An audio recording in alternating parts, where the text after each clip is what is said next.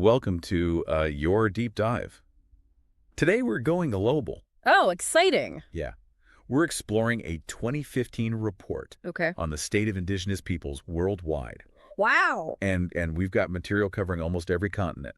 Real. Buckle up. Okay. We're about to extract some serious knowledge nuggets about the challenges and the triumphs faced by these communities. It's like a snapshot in time, this report. Right. But as we'll see, a lot of the issues highlighted are unfortunately still relevant. It's kind of mind-blowing to think about the variety of situations, right? Yeah, definitely. But the report jumps right in, starting with land rights under pressure. And they use Cambodia as a really interesting example of how Indigenous groups are evolving their strategies. Instead of just targeting governments directly, they're going after the financial institutions, bankrolling the land grabs. So hitting them where it hurts their image. It makes you think about the power of public perception. Absolutely. And corporate responsibility.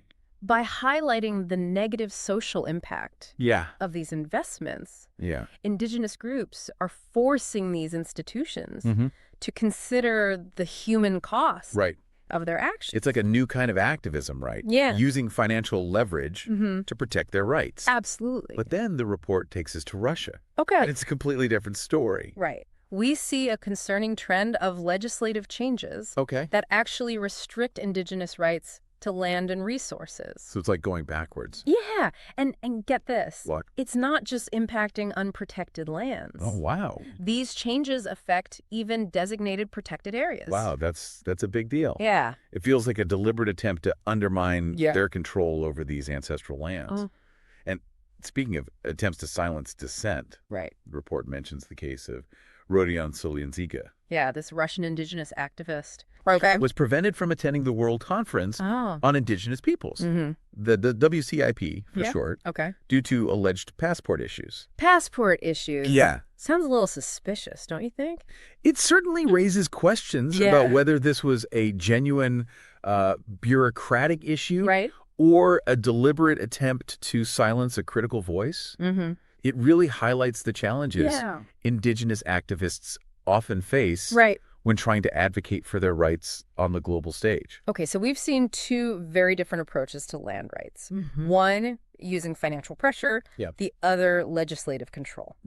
Now, the report takes us north to the Arctic. Oh, the Arctic. And the Arctic is fascinating because it's like a microcosm of global issues playing out in a really fragile environment. It's like this incredibly stark backdrop for these human dramas. Exactly. And the report highlights Greenland, where the premier resigned amidst this controversy over public spending.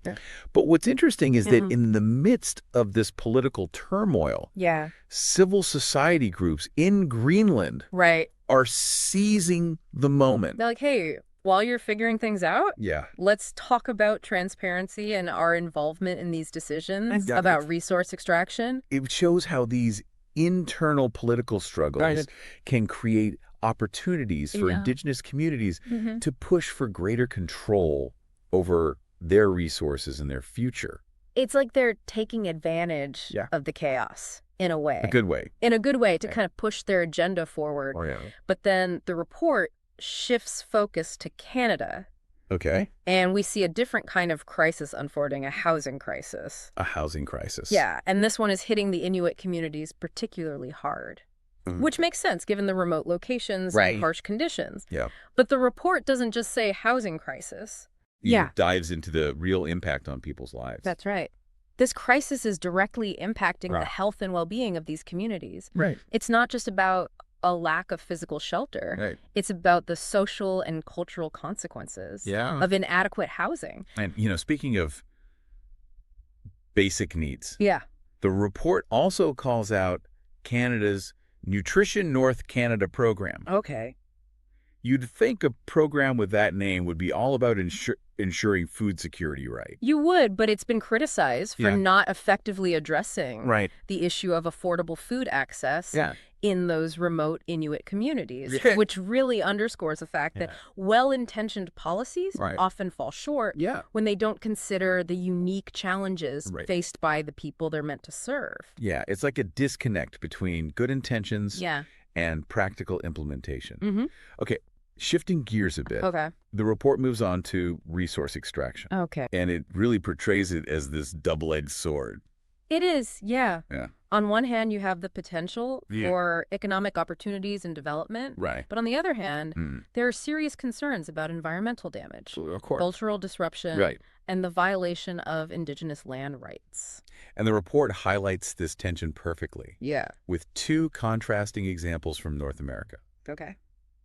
First, we have the landmark Silkwood Nation versus British Columbia case in Canada. This was a huge win for Indigenous rights. Huge. With the Canadian Supreme Court affirming Aboriginal title to traditional lands. A big precedent. This decision set a precedent for recognizing Indigenous land rights and could have significant implications for future development projects. Absolutely. A moment of celebration, for sure.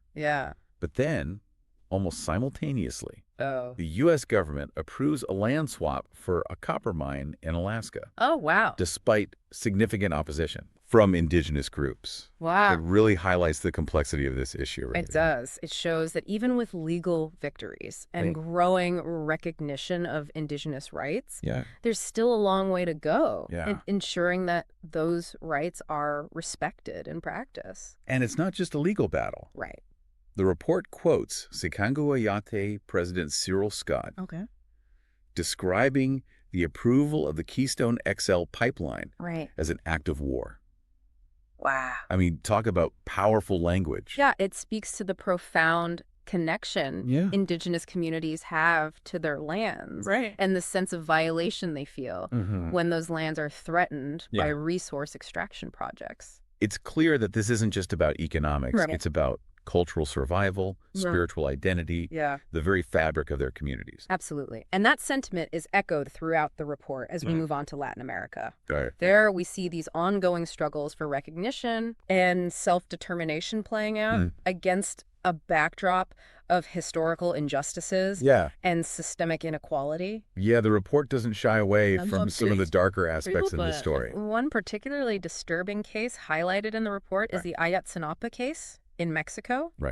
This involved the forced disappearance of 43 indigenous students. With evidence suggesting collusion between state authorities and organized crime. It's a chilling reminder of the dangers it is faced by indigenous activists and the impunity with which these crimes are often committed. It raises serious concerns about the state's ability and willingness to protect its indigenous citizens. And it's not just Mexico. The report takes us to Nicaragua, where the construction of the Nicaragua Canal is raising alarm bells. Big project. There are serious concerns about forced evictions of indigenous communities and a lack of meaningful consultation about a project that will directly impact their lands and livelihoods. Exactly. And here's a detail that really jumped out at me. ERM, the consultancy firm conducting studies on the canal project, has already flagged major environmental risks. It makes you wonder if economic interests are being prioritized over potential consequences. It certainly raises questions about the true cost of this project. And whether those who stand to benefit the most are truly accounting for the potential harm to indigenous communities and the environment. It feels like a pattern we're seeing emerge, Unfortunately, yes. Across the different situations. And it's a pattern that continues as the report delves into the complex interplay of indigenous resistance and political participation. I'm ready for more. All right. Let's keep diving into this. Let's do it. The report dives into Colombia next, where indigenous and Afro-Colombian communities are pushing for deep reforms to address the root causes of conflict. So they're looking beyond just peace agreements. They want lasting change. What's their approach? It's about acknowledging historical injustices, addressing land rights issues, and ensuring that these communities have a genuine voice in shaping their own future. It sounds like they're saying peace is great. But it's just the beginning. Exactly. And it highlights the need for this holistic approach to peace building, one that recognizes the interconnectedness of social, economic, and environmental issues. It's a reminder that real peace requires more than just silencing the guns. It requires addressing the underlying issues that fuel the conflict in the first place. Absolutely. But then the report takes us to Venezuela And it's like a stark reminder that even with progressive policies on paper, the threat of resource exploitation looms large. The Anu people, for instance, are facing the potential impact of oil and coal extraction projects on their ancestral territory. It highlights the ongoing struggle, right, to balance economic development with the protection of indigenous rights and the environment. Absolutely. And it's a tension that plays out all over the world. Even in countries with indigenous leaders at the helm. Oh, interesting. Bolivia is a prime example. I remember reading about that. Right. Despite having an indigenous president, right, the Bolivian government faced criticism for prioritizing business interests over indigenous rights. It's a cautionary tale about the limits of symbolic representation. Just because a country has an indigenous leader doesn't automatically guarantee that the interests of indigenous communities will be prioritized. It's about more than just the figurehead. Yeah, it's about having the political will and the mechanisms in place to translate those good intentions into concrete action. So you're saying it's not enough to just have someone who looks like you? Exactly. Or shares your background in a position of power? Yeah. They actually have to use that power to make real changes that benefit the communities they represent. It's about accountability. It's a good reminder that we need to look beyond just the optics and examine the actual policies and practices of governments when it comes to protecting indigenous rights. Okay, let's shift continents again. Right. The report takes us to Asia next, where it paints a picture of diverse challenges, but also growing advocacy for indigenous rights. It's interesting to see how these issues manifest in different cultural and political contexts. For example, in Japan, the Ainu and Okinawans are facing challenges to their indigenous identity and rights. It challenges the assumption that these issues are somehow resolved in developed nations. Like Japan. Discrimination and marginalization persist, even in countries for strong economies and democratic institutions. And then there's China. Where the situation is particularly concerning. Yeah, the report highlights the government's crackdown on ethnic minorities, particularly in Xinjiang, raising serious concerns about human rights abuses. We're talking about increased surveillance, detention, attempts to suppress cultural and religious practices. It's a reminder that economic progress doesn't necessarily translate to social justice or respect for human rights. And it's not just about these large-scale actions. The report mentions a seemingly small incident that really struck me. A Mongolian academic, Professor Borjin Dilger, was refused service at a bank for signing his name in Mongolian. It's a powerful example of how discrimination can manifest in everyday interactions. Yeah, exactly. These seemingly minor acts of exclusion can have a cumulative impact. Wearing down individuals and communities over time. It's like a constant reminder that they're not fully accepted or respected in their own country. And it highlights the importance of addressing not just overt discrimination, right, but also the subtle forms of bias and prejudice that permeate society. So we've covered a lot of ground here. I have. From local land disputes to global human rights concerns. Mm-hmm. But the report doesn't end with these individual cases. Okay. It zooms out to look at some broader trends. The report highlights the UN World Conference on Indigenous Peoples, the WCIP, as a significant moment in the global recognition of Indigenous rights. It was a big deal. It was, yeah. Bringing together Indigenous leaders and representatives from around the world to discuss these issues on a global stage. But the report also acknowledges that implementation of the outcome document has been slow. It's one thing to make promises on paper. Yeah. It's another to translate those promises into concrete action. It's like that old saying, the devil's in the details. And the report highlights another interesting trend, the development of national action plans on business and human rights. Yeah, interesting. While this is a positive step towards holding corporations accountable for their impact on indigenous communities, the report notes that many of these plans fall short. Really? Of adequately addressing Indigenous rights. So it's like a step in the right direction. Yeah. But there's still a lot of work to be done to ensure that these plans are truly effective in protecting Indigenous communities. And throughout the report, the importance of two key international instruments is emphasized. Okay. The UN Declaration on the Rights of Indigenous Peoples, known as UNDRIP, and ILO Convention 169. Right. These documents provide a framework for protecting Indigenous rights. Yeah. But again, the challenge lies in implementation. It's fascinating to see how these global frameworks interact with local realities. It's like this constant push and pull between international standards and the specific challenges faced by Indigenous communities on the ground. Absolutely. Yeah. And it's a reminder that change happens on multiple levels. Yeah. From the grassroots to the global. Okay, we've covered a lot of ground here. Yeah. Going from specific examples to global trends. But I think the most important question is, what does this all mean for us today? Right. Why should we care about what was happening or maybe still is happening almost a decade ago? That's a great question. And I think the answer lies in recognizing that these issues aren't confined to the past. Right. Land rights are still being violated.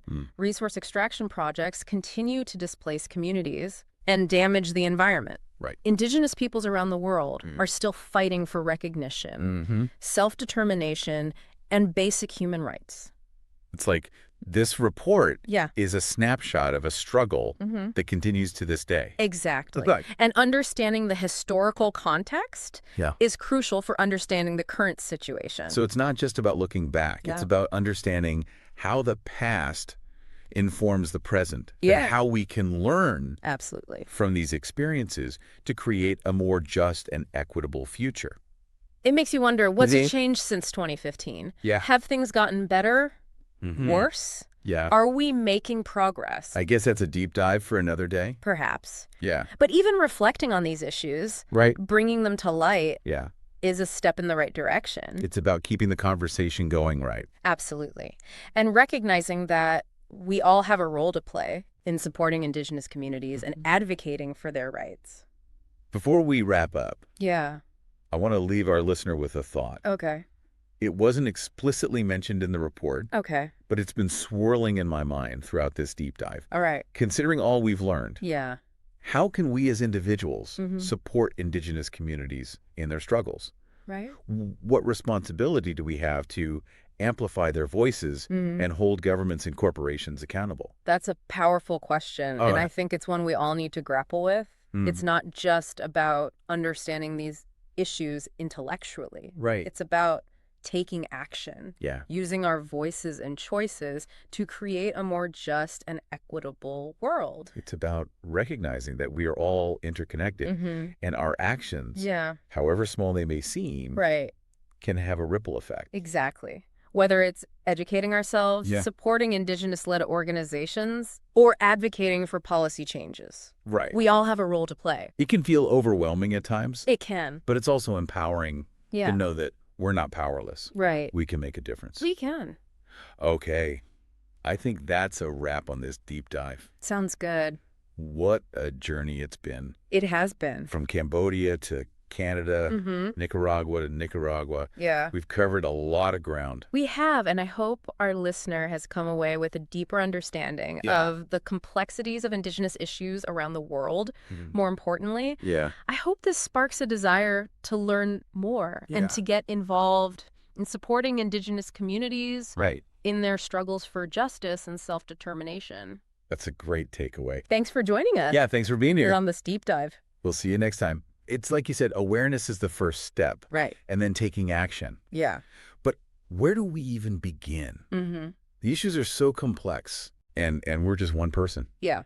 You know? That feeling is understandable. Yeah. But think of it this way. Every movement starts with individuals choosing to act. Okay. And it can be as simple as educating yourself about the specific issues facing Indigenous communities in your region. Like looking up local organizations. Yeah. Learning about their history. Exactly. The challenges they face. You'd be surprised how many people are unaware of the indigenous communities that exist right in their own backyard. In their own communities. Yeah, and once you start learning, you'll find opportunities to get involved. Okay. Volunteering, donating, attending events. What about being more mindful consumers? Oh, yeah. We talked about resource extraction, and I know some companies have better track records than others when it comes to working with indigenous communities. Absolutely. So how can we be more mindful about that? Supporting businesses that operate ethically and prioritize sustainability is huge. Okay. Look for certifications or endorsements from indigenous organizations. You can even reach out to companies directly and ask about their policies. It's like voting with our wallets, right? Precisely. Supporting businesses that align with our values. And don't underestimate the power of political action. Oh, yeah. Contact your elected officials and let them know that you care about these issues. To write to them. Yeah. Demand that they uphold indigenous rights and prioritize environmental protection. I can do that. You absolutely can. Yeah. It all adds up. Every email, every phone call, every conversation helps shift the narrative and puts pressure on those in power to take action. This is reminding me of something you said earlier about how change happens on multiple levels. From the grassroots all the way to the global stage. It's a beautiful web of interconnected efforts. It is. Yeah. We can't just rely on international agreements or national policies. Yeah. It takes all of us working together. It takes individuals, communities, organizations, and governments working together to create lasting change. Wow. This has been such an eye-opening journey. It has. I feel like I've learned so much. Yeah. But I also know there's so much more to explore. That's the beauty of learning, isn't it? It is. It's an ongoing process. And that's what these deep dives are all about. Yeah. We take what we learn and we keep going. And remember, even small actions can make a difference. Like ripples spreading out. Exactly. From a single stone dropped in a pond. So keep learning, keep engaging, and keep using your voice to advocate for a more just and equitable world. On that inspiring note, I think it's time to wrap up this deep dive. Sounds good. Thanks for joining us. Thanks for having me. On this incredible journey of learning and discovery. Yeah, it's been great. Until next time.